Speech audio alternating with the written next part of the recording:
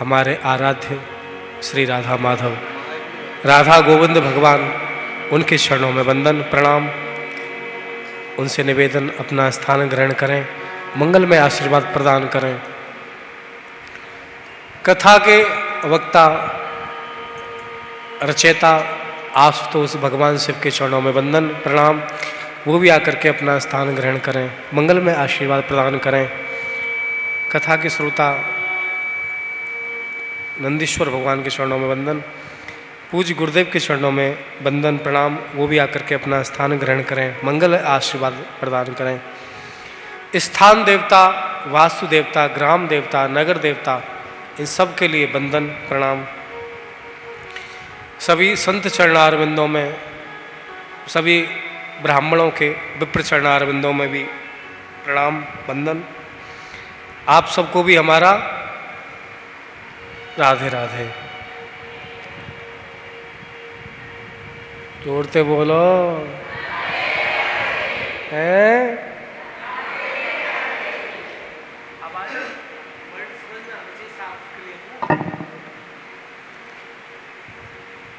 थोड़ा जोर से बोलो।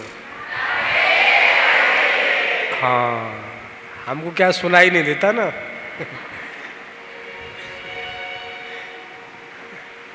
आइए, मानव जीवन का परम उत्कृष्ट फल सत्संग, उसी सत्संग की श्रृंखला में आप और हम आनंद ले रहे हैं। शिव महापुराण की कथा के द्वारा भगवान को प्रसन्न करने का प्रयास।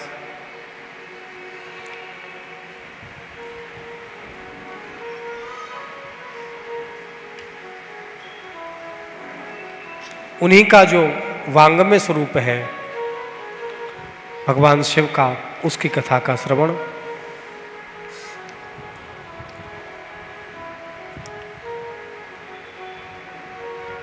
कल के प्रसंग में आप सबने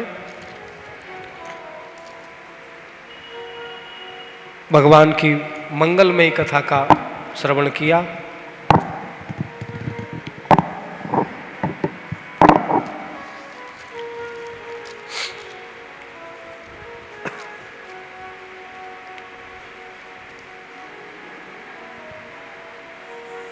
बोल शंकर भगवान की जय।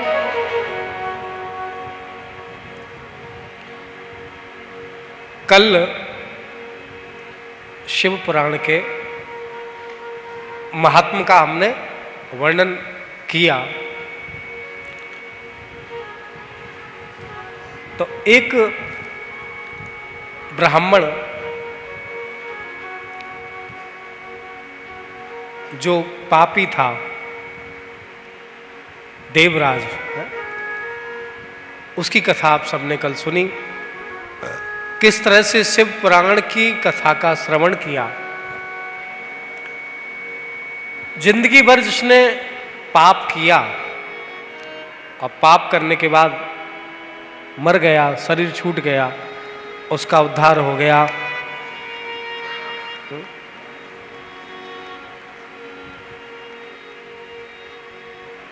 ऐसे पापी का उद्धार हो गया इस कथा के द्वारा।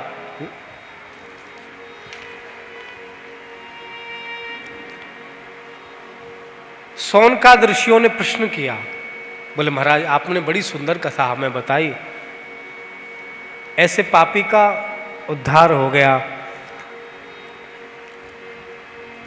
आपको हमारा बार बार प्रणाम है। बड़ी सुंदर आपने कथा सुनाई।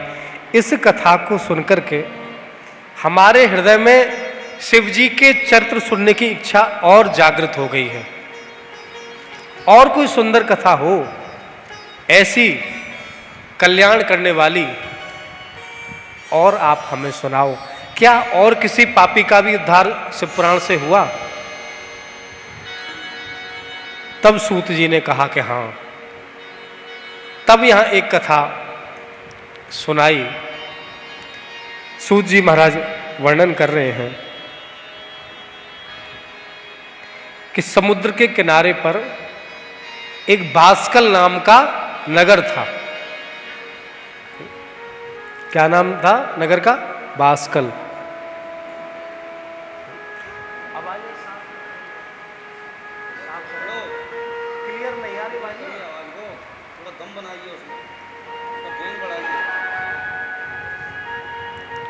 तो बास्कल नगर था समुद्र के किनारे पर।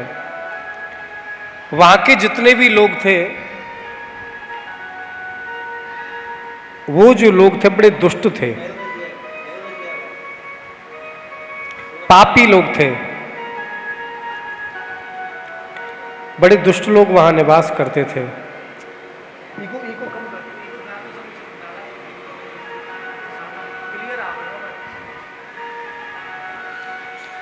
बोलो शंकर भगवान की जय। बड़े दुष्ट पापी लोग वहां निवास करते थे, जिनके मन दूषित थे, विषय भोगों में ही जिनके मन लगे हुए थे, कुटिल वृत्ति वाले,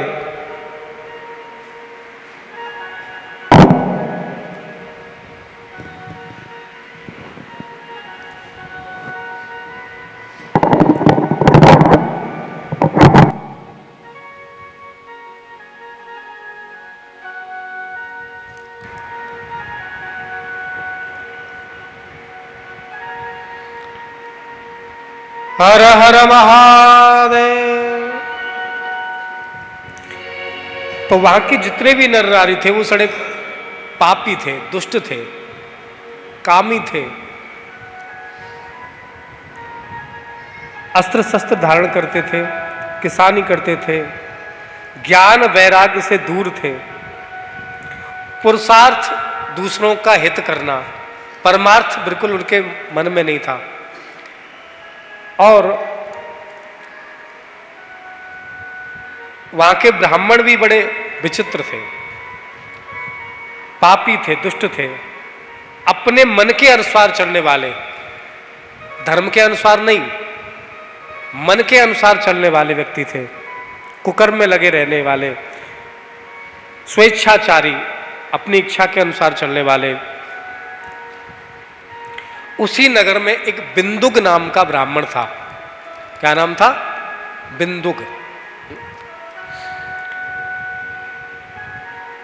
ब्राह्मण शरीर था, पर महाराज बड़ा पापी था। झूठ बोलना, अनाचार करना, पाप में परायण था। विवाह हो गया, इसकी पत्नी का नाम था चंचुला।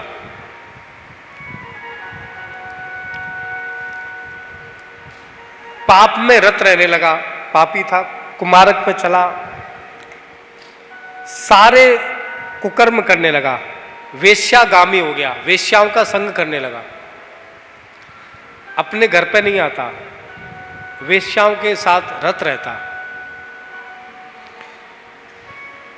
पत्नी जो थी चंचुला, वो भी बड़ी दुखी रहने लगी, पति का सुख नहीं। बहुत दिन तक वो अपने धर्म में चंचुला स्थित रही, लेकिन जब पति को वेश्याओं के साथ रत देखा तो नव यौवन अवस्था थी, नई अवस्था थी, काम का वेग था, तो अपने आप को वो रोक नहीं पाई, और वो भी किसी पर पुरुष के साथ काम में रत हो गई, पर पुरुष का सेवन करने लगी।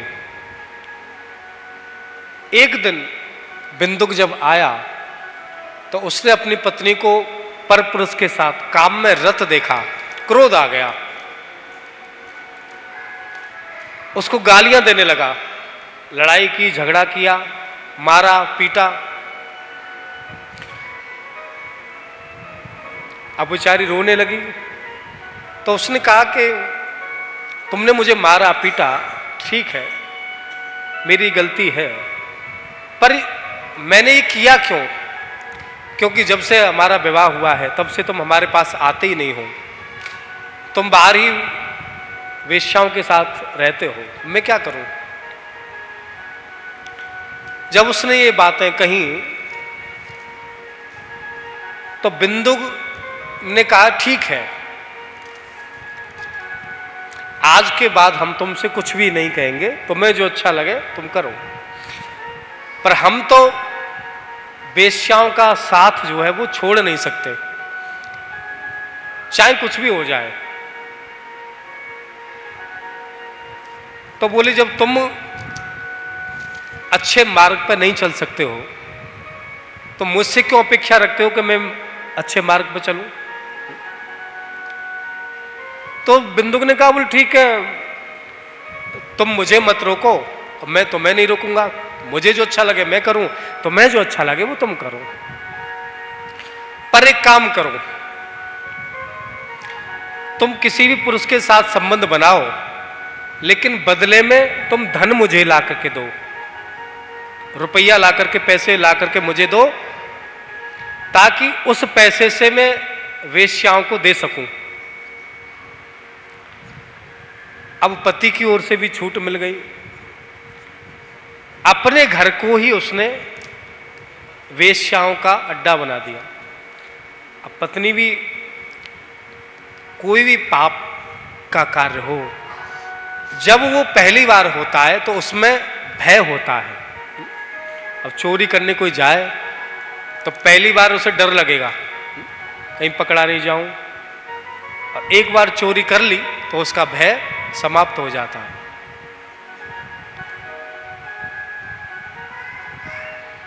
काम हो, क्रोध हो, कोई भी हो, कोई भी पाप का अंग है, पहली बार भय होता है, डर होता है, और एक बार यदि वो कार्य हो जाए तो फिर उसका भय समाप्त हो जाता है।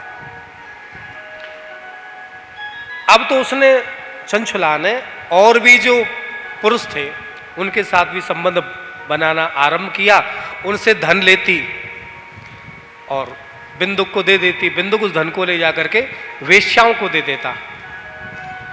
दोनों पति पत्नी काम की अग्नि में जलने लगे। बहुत समय निकल गया और एक दिन जब बुढ़ा हो गया बिंदुक, तो उसके प्राण निकल गए और यमराज के दूत आए, उसे लेकर के संयमनीपुरी में ले गए और कष्ट भोगने लगा, नरक में पटक दिया। और वहां यमराज के दूत उसे कढ़ाइयों में, गरम गरम तेल में, और जो जो पाप उसने किए थे उनका दंड देने लगे। भयंकर कष्ट भोगने लगा। इधर जो चंचला थी वो भी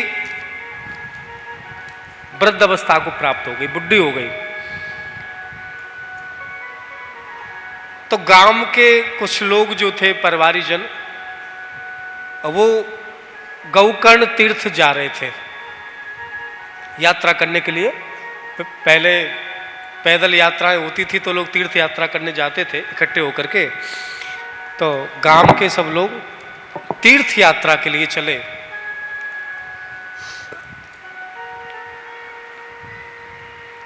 तो चंचला भी उनके साथ में चल दी।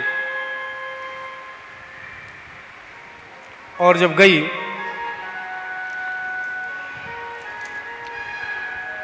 गौकर्ण तीर्थ का जो मार्ग है वो कोल्हापुर से आगे होके ही जाता है।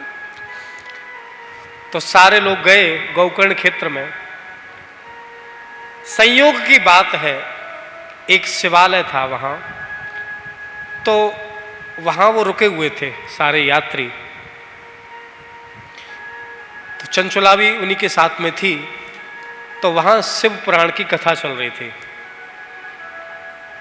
कथा के मध्य में, अब संयोग की बात देखिए, कभी जब ऐसा होता है कि हम जब कथा में जाते हैं, हमारे मन में कोई प्रश्न होता है तो वही कथा में हमें उत्तर उसका मिल जाता है। कई लोग हमारे पास आते हैं, बोले महाराज जी हम सोच रहे थे,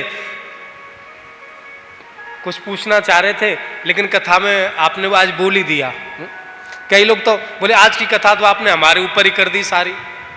भैया हम किसी के ऊपर नहीं करते, ये तो कथा की महिमा है। सबको ऐसा लगता है कि ये हमारी कथा है। तो वो चंचला वहां बैठी थी और संयोग से प्रसंग में, कथा में वही प्रसंग आ गया और जो वक्ता थे वो कह रहे थे कि जो स्त्री अपने पति को छोड़ करके पर पुरुष का सेवन करती है तो मरने के बाद जब वो उसका शरीर छूटता है तो यमराज के पास जाती है, तो यमराज के दूत उसके श्रम मंदिर में योनि मार्ग में गरम गरम भाले, जैसे लोहे को तपाया जाता है ना, लाल हो जाता है, उस गरम गरम वज्र को, पारक को योनि मार्ग में प्रवेश करते हैं। भयंकर कष्ट भोगना पड़ता है। ये प्रसंग कथा में चल रहा था और जब ये चंचुला ने सुना तो शरीर कांप गया भय से, डर से। बोले मैंने तो इतने पुरुषों के साथ संबंध बनाया तो मेरी क्या स्थिति होगी। कथा का समापन का समय हुआ, कथा समाप्त हो गई। कथा की समाप्ति के बाद चंचुला जो वक्ता थे उनके पास गई और एकांत में जाकर के रोने लगी, चरणों को पकड़ लिया। बोले महाराज मैं आपकी शरण में हूं, हे ब्राह्मण, मैं अपने धर्म को नहीं जानती थी, इसीलिए मेरे द्वारा बड़ा अनाचार हुआ। हे स्वामी आप मेरे ऊपर कृपा करें, आप मेरा उद्धार करें। आज आपके वैराग्य के रस से ओतप्रोत वचन सुनकर के मुझे बड़ा भय लग रहा है, मुझे बड़ा डर लग रहा है।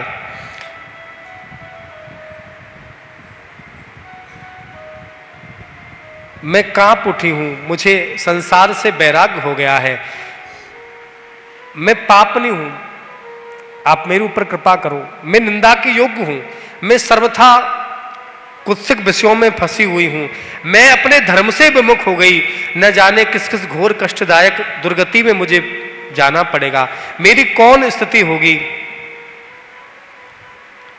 भयंकर यमदूत जब आएंगे मुझे कष्ट देंगे, है? कितना कष्ट मुझे सहन करना पड़ेगा, मैं पापनी हूं, मैं दुष्टा हूं, मरने के बाद मुझे यमलोक में जाना पड़ेगा। हे प्रभु, हे ब्राह्मण, आप ही मेरे माता हैं, आप मेरे पिता हैं, स्वामी हैं, गुरु हैं, आप मेरे ऊपर कृपा करो, मेरा मार्गदर्शन करो, मैं क्या करूं, कोई उपाय है। रोती हुई चंचुला ब्राह्मण के चरणों में गिर पड़ी, आप मेरे उद्धार का कोई उपाय बताओ।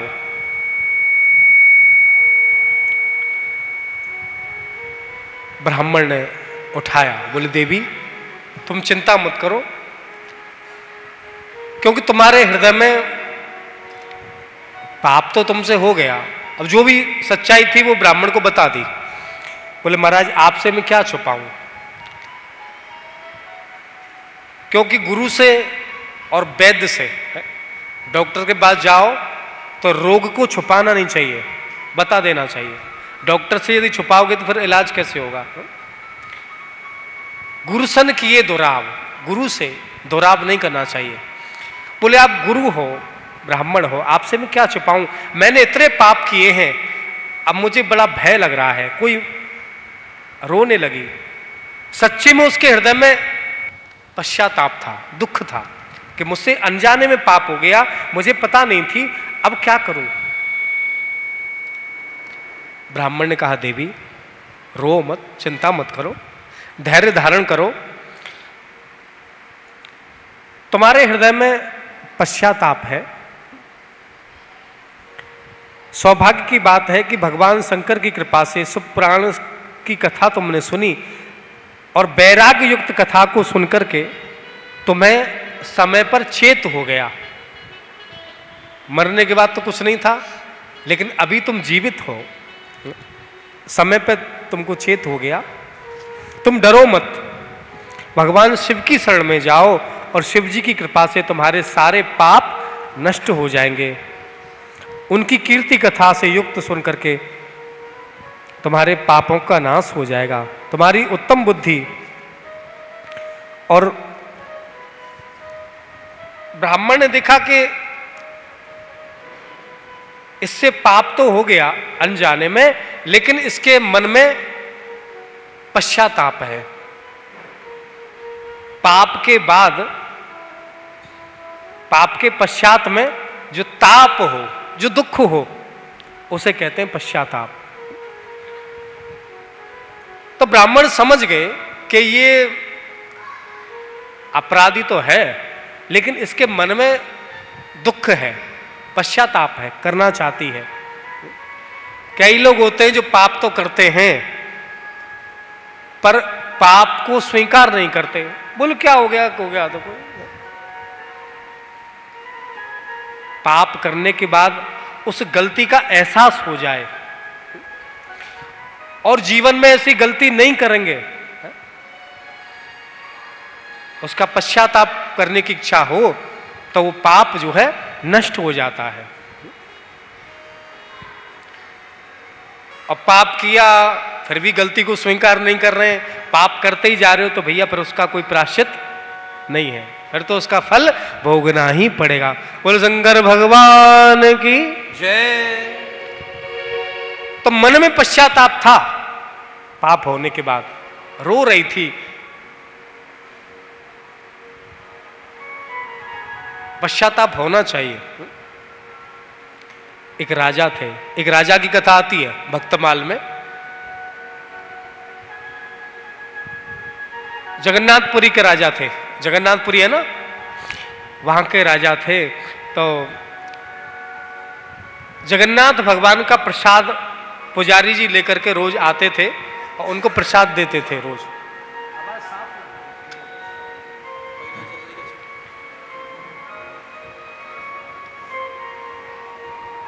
तो रोज की तरह वो प्रसाद लेकर के पुजारी जी जगन्नाथ भगवान का राजा को लिए देने के लिए आए। एक दिन संयोग से क्या हुआ, राजा जुआ खेल रहा था, दूध कीड़ा में रत था।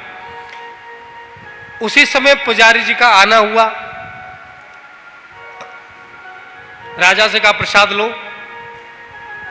राजा उस समय खेल रहा था, दूध कीड़ा में था और वो चलने के लिए था। इधर पुजारी जी ने कहा प्रसाद लो, तो उसने अपना उल्टा हाथ प्रसाद के लिए कर दिया, क्योंकि बोले ये हाथ मेरा पाप में लगा हुआ है, जुए में लगा हुआ है, तो उसने उल्टा हाथ प्रसाद के लिए कर दिया।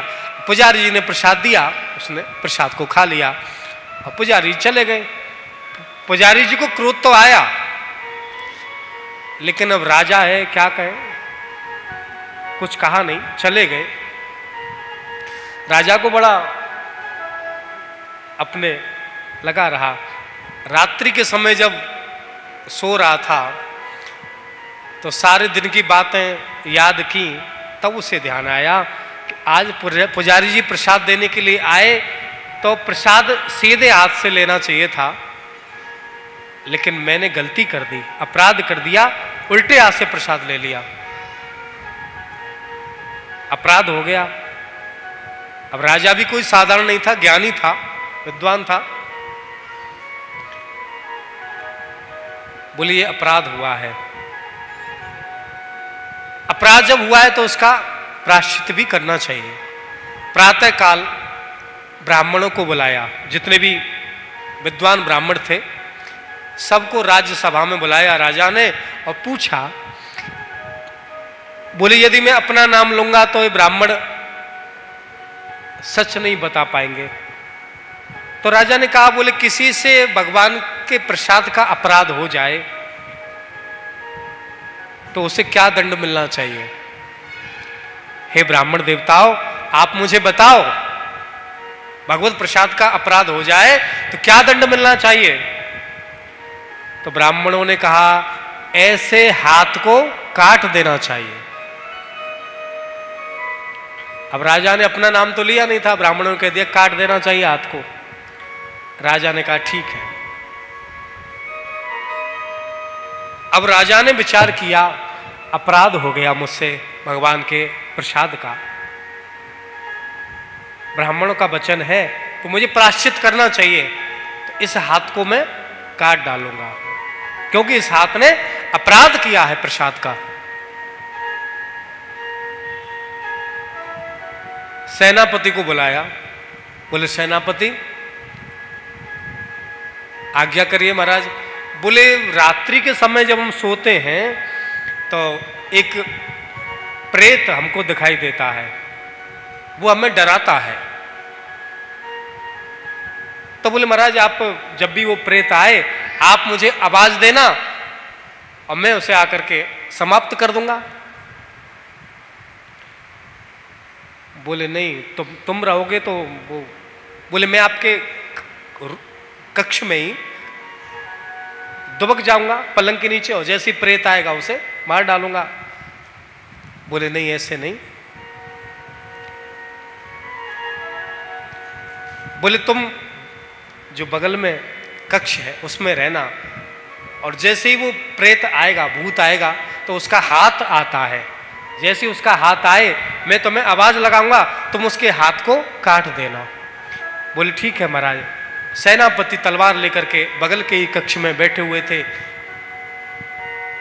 राजा ने अपना हाथ बाहर निकाला, आवाज लगाई, और जैसे ही हाथ आगे निकाला आवाज सुनी, सेनापति ने हाथ को काट दिया तलवार से।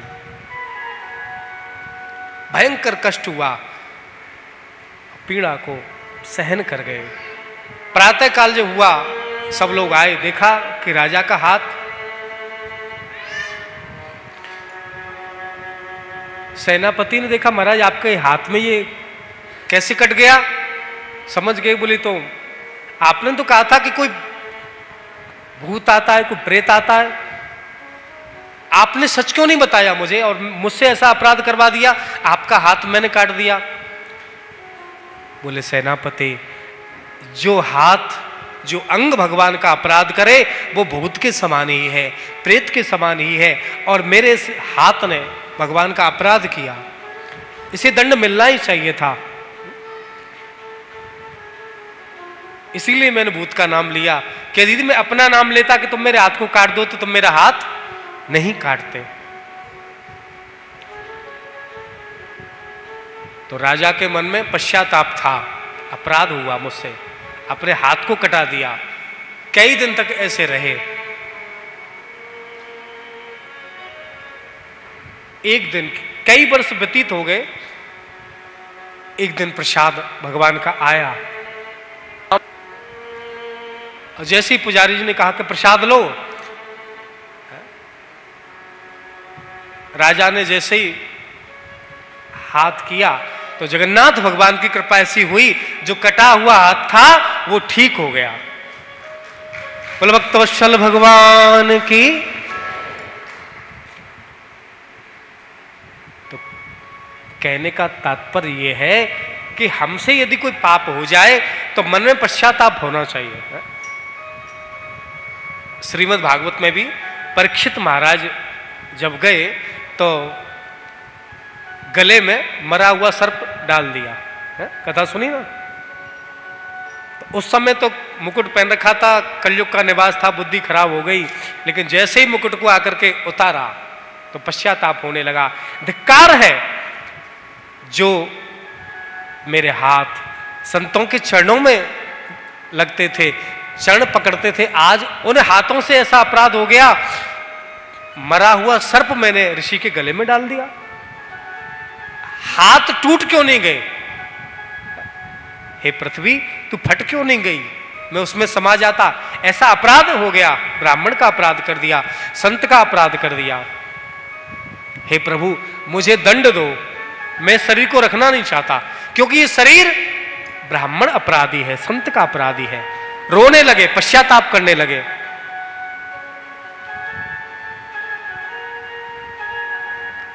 कहने का तात्पर्य यही है, अपराध हो जाए तो कोई बड़ी बात नहीं है, लेकिन उसका पश्चाताप होना चाहिए। कैसे कैसे पाप का नाश हो।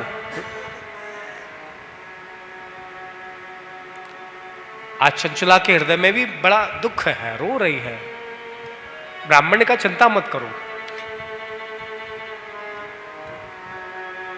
आधा पाप तो तुम्हारा पश्चाताप से ही जल गया, अब रहा शेष तो शिव जी की कथा में तुम्हें सुनाऊंगा, शिव पुराण की कथा में तुम्हें सुनाऊंगा, जिससे तुम्हारे सारे पाप जल करके भस्म हो जाएंगे और शिव लोक की तुम्हें प्राप्ति हो जाएगी, चिंता मत करो।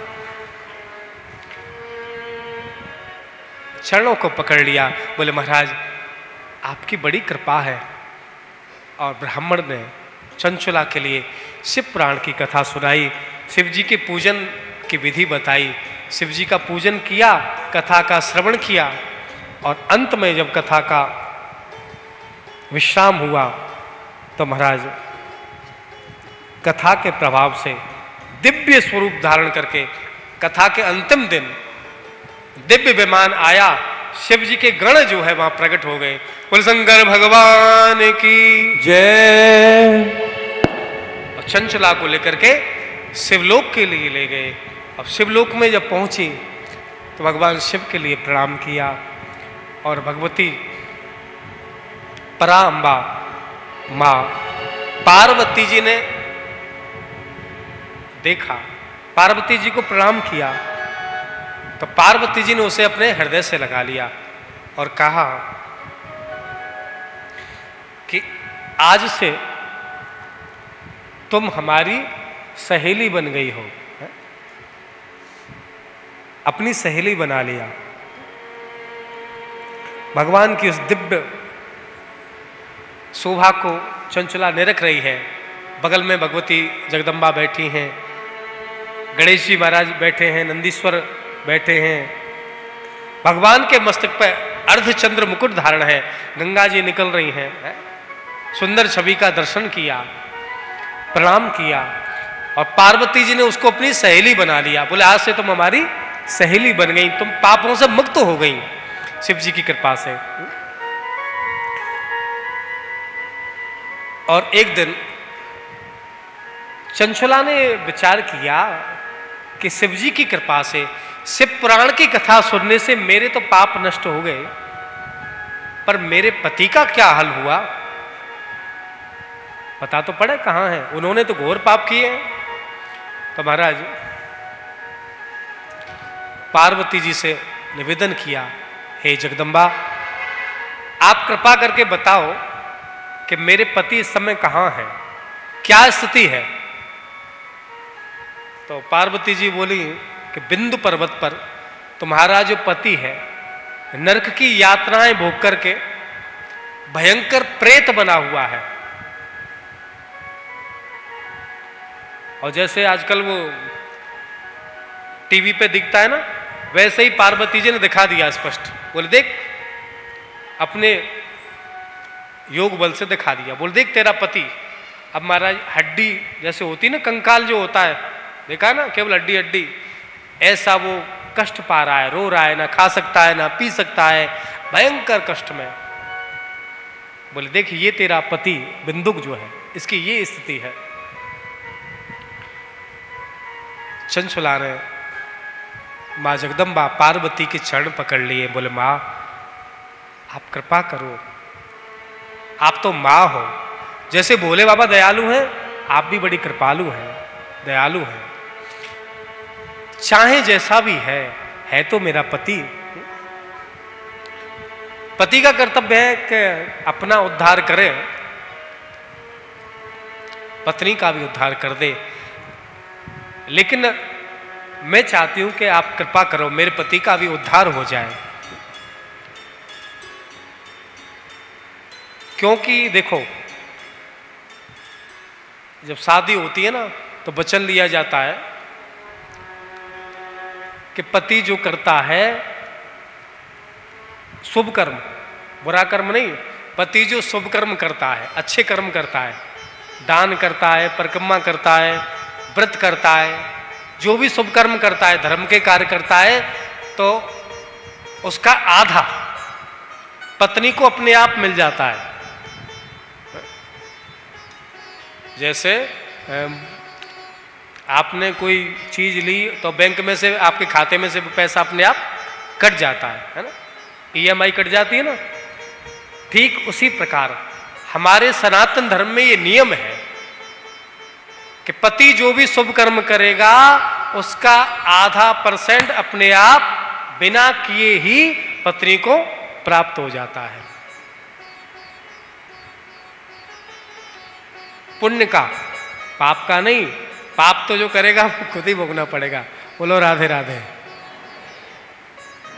अब ये नहीं कि पाप करोगे तो पाप का भी ना, पुण्य यदि करोगे तो पुण्य का आधा पत्नी को अपने आप मिल जाएगा। क्योंकि पत्नी जो है वो बेचारी घर गृहस्थ में रहती है, भोजन बना, कभी ये बना, कभी सारा दिन बच्चों की सेवा करना, घर परिवार की सेवा करना। उसके पास इतना कहाँ समय है जो समाधि भजन कर सके या कुछ दान कर सके। तो हमारे धर्म में ये व्यवस्था है कि पत्नी को, और पति वही है जो अपनी पत्नी का अपना तो उद्धार करे ही, अपना तो कल्याण करे ही, भजन के द्वारा, दान के द्वारा, तीर्थ यात्रा करके अपनी पत्नी का भी उद्धार कर सके। लेकिन ये हमारी भारत की भूमि है जो पति तो पत्नी का उद्धार करता ही है, यहां पत्नी भी अपने पति का उद्धार करा देती है। मां जगदम्बा से प्रार्थना की चंचुला ने, आप कृपा करो मां, मेरे पति का जो कष्ट है उसे दूर करो, प्रेत योनि से इसे मुक्त करो। मां ने कहा, बोले चिंता मत करो, तुम हमारी सहेली बन गई हो तो तुम्हारा कष्ट हम अवश्य दूर करेंगे। तो तुम्बरू नाम के गंधर्व हैं जो नारद जी जैसे बीड़ा बजाते हैं ना, नारद जी नारायण नारायण करके, ऐसे तुम्बरू जी भी शिव जी के उपासक हैं। वो भी बीड़ा लेकर के शिव कथा का गायन करते हैं। केवल नारद जी का मुंह हमारी तरह है और तुम्बरू जी का जो मुंह है वो घोड़े की तरह है, इतना फर्क है। और वो भी बीड़ा लेकर के शिव जी का कथा का गायन करते हैं। तुम्बरू जी को बुलाया, बोले तुम जाओ और बिंदु पर्वत पर जो बिंदुक प्रेत बना हुआ है उसे शिव कथा सुना करके उसका उद्धार करो। तुम्बरू जी गए और जा करके कहा कि बैठ जाओ, तुमको कथा सुनाएंगे। अब एक जगह बैठ ही नहीं पावे, प्रेत है ना, कभी इधर उड़ जाए कभी इधर उड़ जाए हवा में। तुम्बरू जी ने पास के द्वारा, रस्सी के द्वारा उसे बांधा, पत्थर की शिला पर पेड़ से बांध करके इधर उधर हिले नहीं, और कथा कहना आरंभ किया। शिव पुराण की कथा उसे सुनाई। और महाराज कथा के द्वारा जब कथा पूरी हो गई अंतिम दिन में, तो वो दिव्य रूप धारण करके भगवान के लोक के लिए चला गया। कुलशंकर भगवान की। और महाराज उस बिंदुक का भी उद्धार हो गया।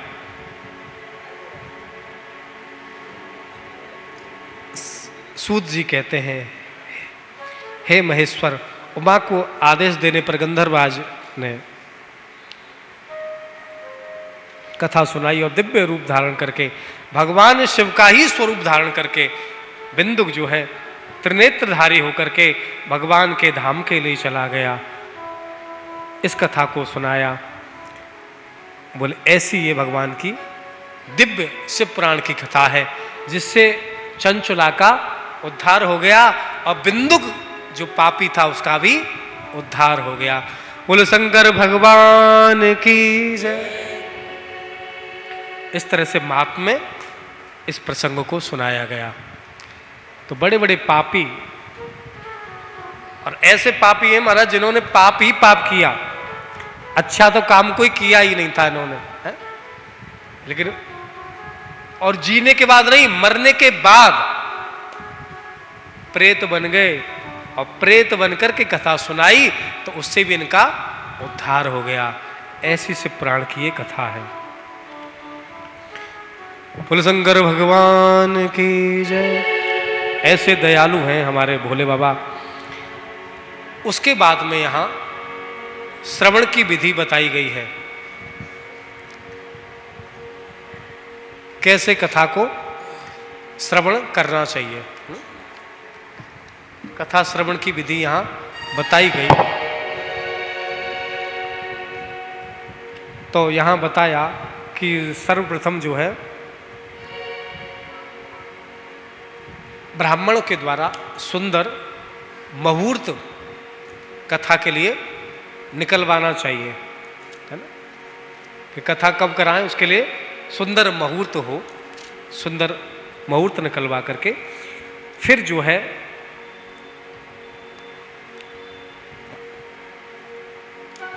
किसी सुंदर स्थान पर,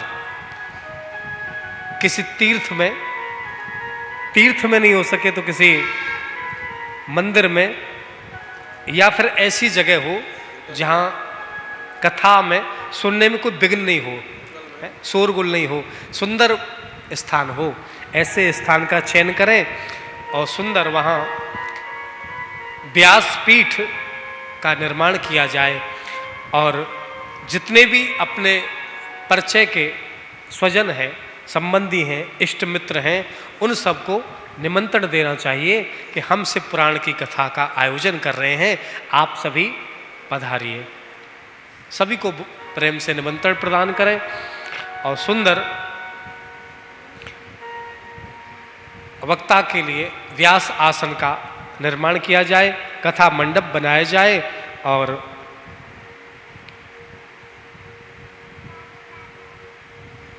भगवान शिव इत्यादि का और वर्णीय पंच विप्राणाम 5 ब्राह्मणों का वर्ण कर करके डेली रुद्र कलश, विष्णु कलश, गौरी गणेश भगवान की वेदी और शिव जी का स्थापन करके रोज अभिषेक, पूजन, नवग्रह इत्यादि देवताओं का करना चाहिए। 5 ब्राह्मणों का वर्ण करके जो शिव पुराण का पाठ करें, गणपति मंत्र का जाप करें, शिव मंत्र का जाप करें, शिव सहस्त्रनाम इत्यादि का जाप करें और वक्ता जो है तो यहाँ वक्ता के विषय में भी बताया। वक्ता कैसा होना चाहिए? ब्राह्मण हो, धर्मज्ञ हो, जो धर्म की बातें करे। वक्ता जो है वांग्मी हो, जो धर्म के अनुसार ही बात करे, व्यर्थ की बातें ना करे, वाचाल नहीं हो, धर्म की बात करने वाला वांग्मी हो।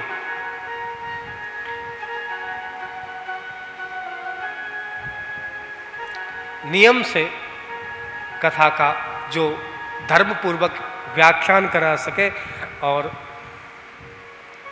अच्छे से जो समझा सके कथा को दृष्टांतों के द्वारा, ऐसा सरल सुहृदय चित्र वाला, स्त्रीण ना हो, धार्मिक हो, भक्त हो, ज्ञानी हो, ऐसे वक्ता का चयन करके कथा का श्रवण करें।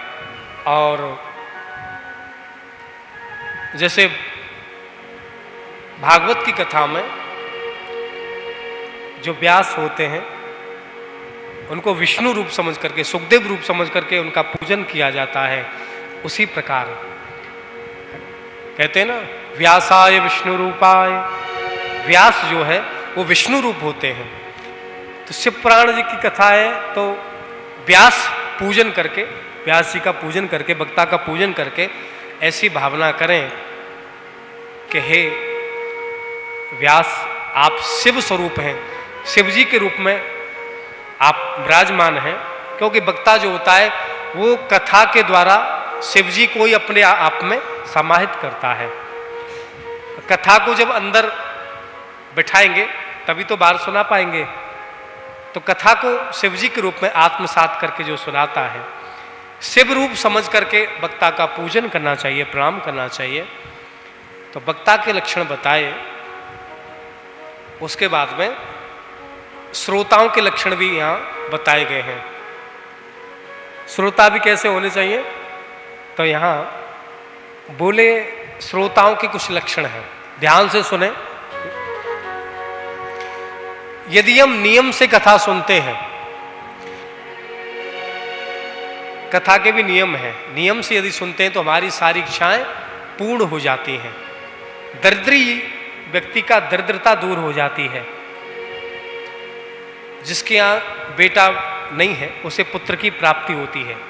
काक बंध्या बांझ स्त्री यदि कथा का श्रवण करती है तो उसे पुत्र की प्राप्ति होती है। निर्धन व्यक्ति को धन की प्राप्ति होती है और भगवान की कृपा से सब कुछ मिल जाता है। धन रुपया पैसा बेटा बेटी मकान दुकान जो कुछ चाहिए सब कुछ मिल जाता है। और भैया जैसे संसार की कोई चीज नहीं चाहिए उसे तो मोक्ष की प्राप्ति हो जाती है शिव कथा सुनने से। तो बोले वक्ता से ऊंचे आसन पर नहीं बैठ करके कथा सुननी चाहिए। इसीलिए व्यासपीठ जो होती है वो ऊंची बनाई जाती है। व्यास जी से ऊंचे बैठ करके कभी कथा का श्रवण नहीं करना चाहिए। हमेशा नीचे बैठकर ही कथा सुननी चाहिए। ये पुराणों की मर्यादा है। कोई भी क्यों ना हो। आजकल कुछ अल्पज्ञ लोग ऐसे हैं जो महाराज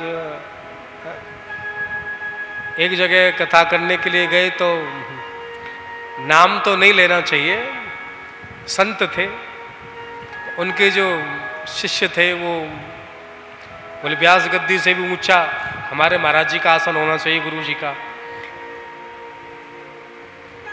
सन्यासी थे, साधु थे, पर साधु के कोई लक्षण नहीं थे। जो धर्म को ही नहीं माने है? केवल अवमान में रहे तो ऐसी साधुता भी फिर किस काम की।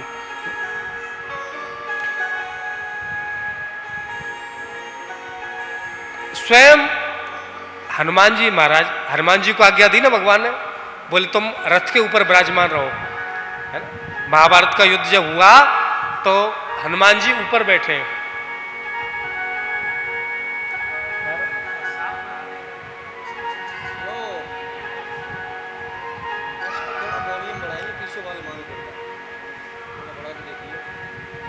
तो अर्जुन जी के लिए भगवान ने गीता का उपदेश दिया, गीता सुनाई। और गीता का जब समापन हुआ तो अर्जुन ने आकर के भगवान के चरणों में प्रणाम किया। शिष्यस्ते हम साधु माम द्वाम प्रपन्नम। हे प्रभु मैं आपका शिष्य हूं, आपने बड़ी कृपा की जो मुझे गीता सुनाई। अब हनुमान जी महाराज भी ऊपर से ध्वजा पे बैठे थे ना, झंडे पे, वो भी उतर के नीचे आ गए। बोले महाराज मैं भी आपका शिष्य हूं। बोले अर्जुन ने प्रणाम किया, इसको तो हमने गीता सुनाई। अर्जुन नीचे बैठा था हाथ जोड़ करके, भगवान रथ के ऊपर खड़े होकर के गीता का उपदेश दे रहे हैं। बोले ये तो ठीक है, पर तुमने कहां सुनी? बोले महाराज आपकी आज्ञा थी तो हम तो ध्वजा के ऊपर थे, झंडे के ऊपर बैठे थे। भगवान बोले हनुमान जी ये तो आपसे अपराध हो गया। अर्जुन ने तो नीचे बैठ करके हाथ जोड़ करके गीता का उपदेश सुना और आपने हमसे ऊपर बैठ करके सुना। अब आपको पिशाच बनना पड़ेगा, प्रेत बनना पड़ेगा। आपने नियम का उल्लंघन किया है। हनुमान जी बोले महाराज कोई उपाय बताओ। बोले ठीक है, जो गीता तुमने सुनी है उसका तुम मनन कर दो। तो आज भी पिशाच भाष्य के नाम से वो गीता प्रसिद्ध है। तो कहने का तात्पर्य हनुमान जी स्वयं, अब ऐसा नहीं कि हनुमान जी कोई, ये हम लोगों को शिक्षा देने के लिए हनुमान जी ने ऐसा किया। तो भैया जब स्वयं हनुमान जी को उसका भाष्य करना पड़ा, तो हम लोग यदि अपराध करेंगे तो शिव पुराण में स्पष्ट लिखा है कि वक्ता से ऊंचे आसन पर बैठ करके कथा का श्रवण नहीं करना चाहिए, ये अपराध है। जो ऐसा करते हैं वो अंत में नरक में जाते हैं और नरक भोग करके कौवा की योनि उन्हें प्राप्त होती है, वो कौवा बनते हैं अगले जन्म में। दूसरा बोले कथा में जाकर के कभी कई लोग होते ना जो पगड़ी बांध करके मुकुट पहन करके अभिमान में कथा सुनते हैं, तो भैया तुम भगवान से बड़े थोड़ी हो जो पगड़ी वगड़ी पहन करके, और ये भी अपराध है, ऐसा नहीं करना चाहिए। ऐसा जो करते हैं उनकी संतान जो है पाप युक्त हो जाती है, पाप करने लगती है। और जो श्रोता बिना शास्त्र को प्रणाम किए, मर्यादा है कि जब भी कथा मंडप में आओ तो पहले पुराण के लिए, शिव पुराण हो या भागवत पुराण हो या राम कथा हो, पोथी जो विराजमान है भगवान का स्वरूप, उसे प्रणाम करो। प्रणाम करके, और खाली हाथ नहीं, रामचरितमानस है या भागवत है तो तुलसी पत्र, शिव पुराण है तो बिल्व पत्र, पुष्प, जो श्रद्धा हो कुछ ना कुछ भेंट करके, फूल ला करके चढ़ा करके तब ही जो है कथा सुनना चाहिए। और बोले कुछ नहीं मिले तो भैया, यदि फूल नहीं मिले, सुमन नहीं मिले, तो सबसे बड़ा सुमन क्या है? तुम्हारा मन ही सुमन है। ये सुंदर मन ही भगवान के चरणों में चढ़ा करके प्रणाम कर दो, है? लेकिन बिना प्रणाम किए, बिना कुछ अर्पण किए कथा श्रवण नहीं करना चाहिए, ये भी अपराध है। दूसरा, शिव पुराण में वर्णन आता है कि पान सुपारी और वो पता नहीं क्या क्या खैनी गुटखा खा करके कई लोग कथा में बैठ जाते हैं। कई तो वक्ता महोदय भी ऐसे महान होते हैं जो पान खा करके कथा करते हैं। ये नहीं, अपराध है। वैसे तो कभी भी ये सब चीजें नहीं खानी चाहिए, पर कदाचित यदि नहीं है तो कम से कम कथा में तो वक्ता और श्रोता दोनों को ही पान सुपारी गुटखा इत्यादि इनको खा करके कथा में नहीं बैठना चाहिए। स्पष्ट लिखा है शिव पुराण में, जो ऐसा अपराध करते हैं, कथा में पान गुटखा इत्यादि का सेवन करके जो बैठते हैं, वो मरने के बाद यमराज के दूत उनको उनकी विष्ठा को खिलाते हैं। श्लोक है। इसलिए बचना चाहिए। और जो कथा में बार बार उठ जाते हैं, कभी उठ करके, कभी मोबाइल आ गया तो मोबाइल को लेकर के चले गए, कभी किधर कभी इधर कभी उधर उधर, है ना, ऐसे बार बार आना जाना भी नहीं चाहिए। एक बार आकर के बैठ जाओ तो फिर जो है उठना नहीं चाहिए।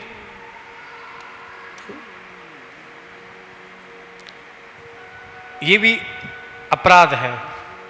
जो ऐसा करते हैं उनके स्त्री और पुत्र जो है वो नष्ट हो जाते हैं, ऐसा वर्णन यहां आया है। और जो कथा के बीच में कथा वक्ता की निंदा करते हैं, वो कुत्ते की योनि में जाते हैं। कभी भी कोई किसी वक्ता की निंदा नहीं करनी चाहिए। और कई लोग होते हैं वो लेट जाते हैं, लेट करके कथा सुनते हैं, तो भैया लेट कर भी कथा नहीं सुननी चाहिए।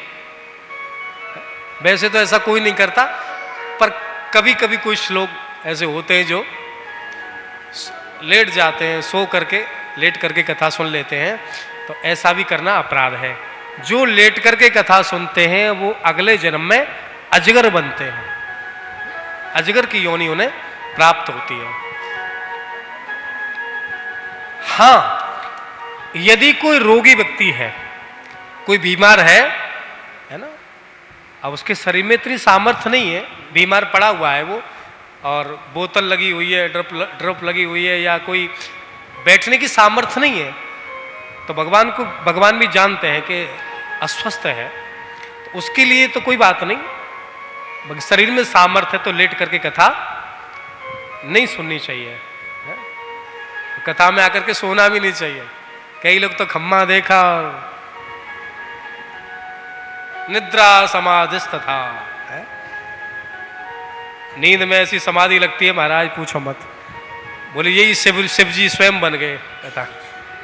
ऐसी समाधि लग जाती है। कई बार ऐसी घटना घट जाती है। एक सज्जन थे, कपड़े की दुकान थी उनकी। अब महाराज कपड़े की दुकान थी, अब कथा में पत्नी बोली कथा सुनने चलो। अरे बोले तू ही चली जा, मैं क्या करूंगा जा। अरे बोले नहीं। अब जबरदस्ती पत्नी ने सोचा कुछ ना कुछ तो कल्याण हो, जबरदस्ती बोले चलो कथा में चलो। अब पत्नी ने अब ज्यादा किया तो महाराज दुनिया में कितना भी वो, पर पत्नी के आगे सब। बोलो राधे राधे। अब पत्नी ने जब कहा तो गृह मंत्री का आदेश, आना पड़ा कथा में। अब कथा का भी एक रस होता है, जिन्हें आनंद लग जाता है वो तो फिर रह नहीं सकते कथा के बिना। अब जो नया व्यक्ति आवे उसका तो मन ही नहीं लगे, कथा ही अच्छी नहीं लगे। क्योंकि पापियों को कथा अच्छी, कथा उसी को अच्छी लगेगी जिसकी कृपा होगी भगवान की। क्योंकि हमारे जो पाप हैं वो डरते हैं तो सुनने नहीं देते कथा। अब कथा में तो आ गए, पत्नी ने जिद की, पर आ करके अब पत्नी बेचारी बड़ी श्रद्धालु थी, भावुक थी, दौंड की होगी बेचारी। आ करके आगे बैठ गई, बड़ी श्रद्धा से कथा सुनने लगी। अब पति देव तो पीछे सोफा सेट पे जाकर के, और सोफा सेट मिल जाए तो महाराज खुद ही सेट है हो जाके। अब ऐसी नींद आई, रोज दुकान पे जाए सुबह ही सुबह तो पूरा दिन काम में निकल जाए। आज बोले बढ़िया ये अच्छी नींद पूरी कर लो। अब महाराज नींद में सो गए, और सोते सोते ऐसी गहरी नींद आई जो सपना देखने लग गए। और सपना भी क्या, स्वप्न क्या है? जो हम सोचते हैं, जो दिन भर वही हमें सपने में चिंतन जो होता है वही दिखाई देता है। तो कपड़े की दुकान थी, कपड़ा बेचते थे। अब महाराज सपना भी क्या देख रहे हैं? बोले एक ग्राहक आ गया, बोले कपड़ा दिखाओ। बढ़िया महाराज सफेद लीलन निकाला बढ़िया। बोले कितने रुपए मीटर है? बोले 500 रुपए मीटर। अरे बोले बहुत ज्यादा महंगा है, कुछ कम कर लो, 400 लगाओ। बोले नहीं नहीं, इतने का तो हम ही को पड़ रहा है। बोले नहीं 400 लगाओ। बोले नहीं 500। अब तो महाराज अब नींद ही नींद में बात चल रही थी। बोले 500 लगाओ। बोले नहीं, वो कह रहा है 400 में दे दो। ये बोले 500 में दूंगा, इससे कम नहीं करूंगा। बोले तो 450 दे दो। अब महाराज बगल में जो कथा सुनने के लिए बैठे थे, और उनका कुर्ता लिया और महाराज तुरंत लेकर के फाड़ दिया। बोले तुम्हारी ना हमारी। बोले लो 450 में। और जैसे ही उसका कुर्ता फाड़ा, उसने हिलाया, नींद खुली। बोले ये क्या कर दिया तुमने, मेरा कुर्ता ही फाड़ दिया। अरे बोले तुम्हारा कुर्ता फट गया, हम तो दुकान पे बैठे थे, कपड़ा फाड़ रहे थे। अरे बोले दुकान पे नहीं दादा, तू कथा में बैठा है। सपने से बाहर निकल। बोलो शंकर भगवान की। तो कई लोगों की तो महाराज कथा में आकर भी तो थोड़ा सचेत होकर के बैठना चाहिए, मन लगा करके। कथा में आनंद लोगे, डूब जाओगे तो नींद नहीं आएगी। तो महाराज सोना नहीं चाहिए। और जो वक्ता के समान, वक्ता के बराबर आसन पर बैठ करके कथा सुनता है, उसे गुरु पत्नी गमन का पाप लगता है, ऐसा वर्णन है। और जो कथा में विघ्न डालते हैं, कथा में जो विघ्न डालते हैं, वो ग्राम के सूकर बनते हैं। सूअर का जन्म उन्हें अगले जन्म में प्राप्त होना। इस तरह से यहाँ कथा के नियम बताए पुराणों के।